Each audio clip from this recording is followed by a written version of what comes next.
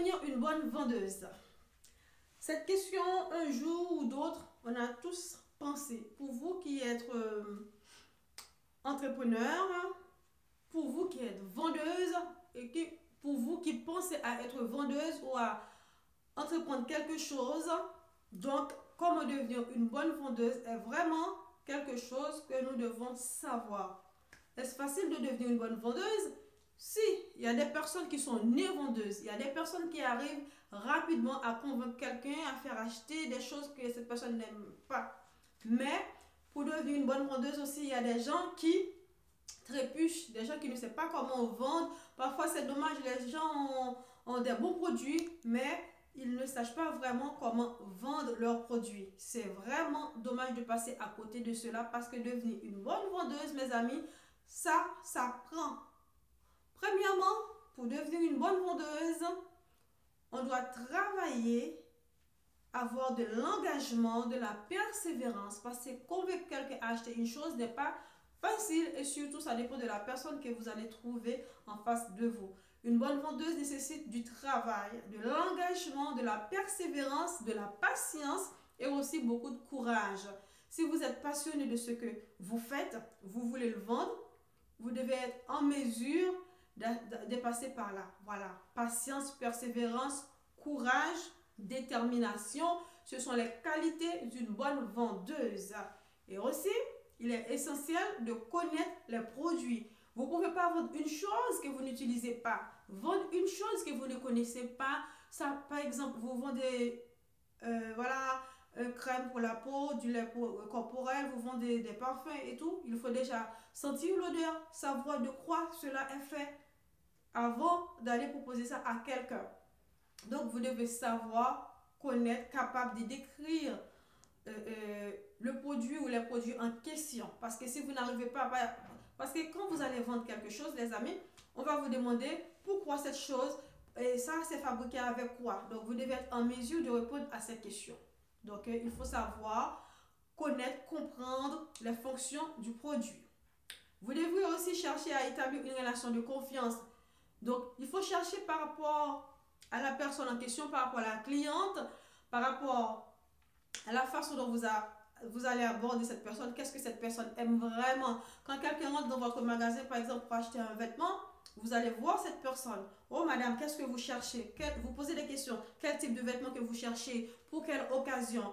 Afin de pouvoir répondre le mieux possible à la demande de cette personne, n'est-ce pas vrai? Donc, une fois que cette personne elle est satisfaite, vous êtes en mesure de lui proposer autre chose, par exemple. Ah oui, la robe, elle va très bien avec vous. Mais cependant, il faut l'accompagner avec ça comme accessoire. Il faut acheter ce sac-là qui va avec, tu vois. Donc, c'est à partir de là, vous connaissez la personne, vous posez beaucoup de questions par rapport avec la personne et vous êtes en mesure de mieux proposer des choses à la personne.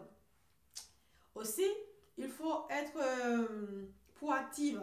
Donc, la personne vous demande quelque chose, immédiatement, allez chercher cette chose. Ou vous, même si vous n'avez pas cette chose, lui proposez une solution rapidement. N'attendez pas, par exemple, vous passez une commande. La commande, elle est terminée. Et la personne, par exemple, la personne passe une commande.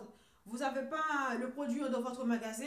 Proposez-lui autre chose qui fait à peu près les mêmes actions. Ou proposez-lui un magasin à côté, quelqu'un qui sait, qui fait la chose. Donc, ne laisse pas la personne sans une réponse.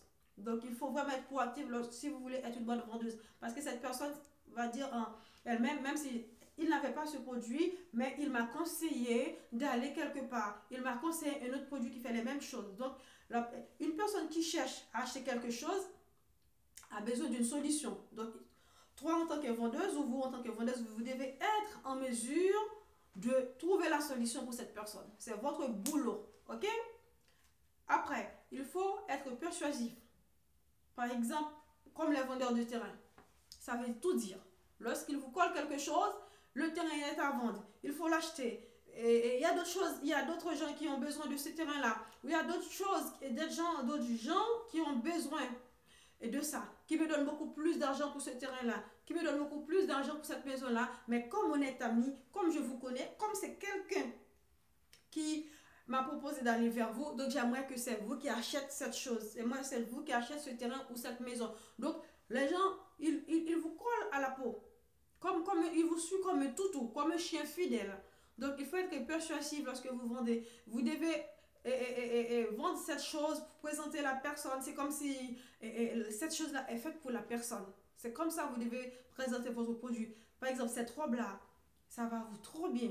Cette chaussure-là, oh là là, dans vos pieds, c'est autre chose. Hein, on dirait Cendrillon. Donc il faut vraiment, comme on dit, le client est roi. Il faut faire en sorte que le client se sent qu'il est vraiment roi. Donc, pour devenir une bonne vendeuse, il faut avoir ces qualités. Il faut être persuasif. Il faut être persévérante, patience, connaître vos produits. C'est-à-dire, il faut pas rester juste j'achète, je revends. Non, il faut savoir de quoi ce produit est fait, pourquoi, quelle est la qualité, quels sont les bienfaits.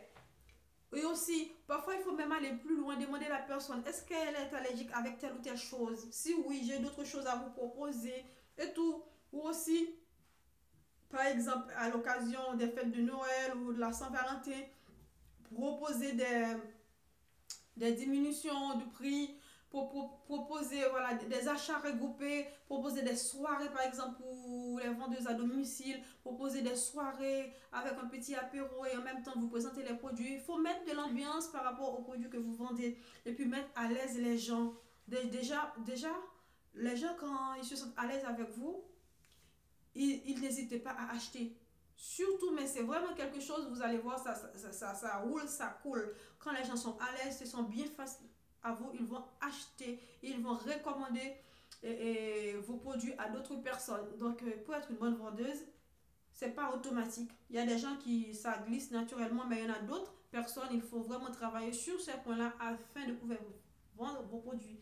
Parce que c'est vraiment dommage si vous avez des produits de bonne qualité et ça reste chez vous, ça reste dans les stocks, c'est pas bon pour vous, c'est pas bon pour votre entreprise et aussi c'est pas bon pour les clients qui ont besoin des choses de qualité et puis les choses de qualité existent mais ils sont restés par manque de connaissances, par manque de publicité. Donc mes amis, faire le nécessaire pour devenir une bonne vendeuse car tôt ou tard on a tous quelque chose à vendre, parfois c'est nous-mêmes.